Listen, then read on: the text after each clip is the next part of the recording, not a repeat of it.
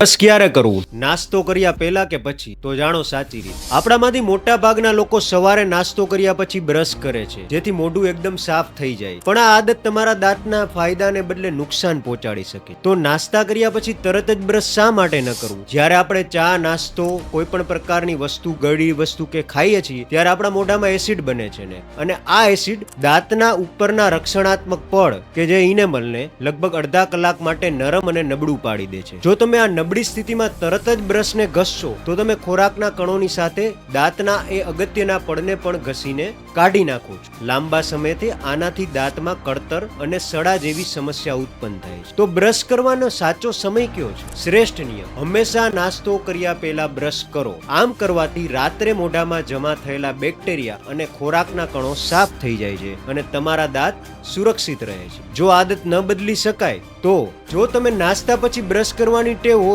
તો ઓછામાં ઓછી 30 મિનિટ રાહ જુઓ અને પછી જ બ્રશ કરો. નાસ્તો કર્યા પછી તરત જ સાદા પાણીથી કોગળા કરી લે. એ એક સારો વિકલ્પ છે. યાદ રાખો, પહેલા બ્રશ પછી જ નાસ્તો.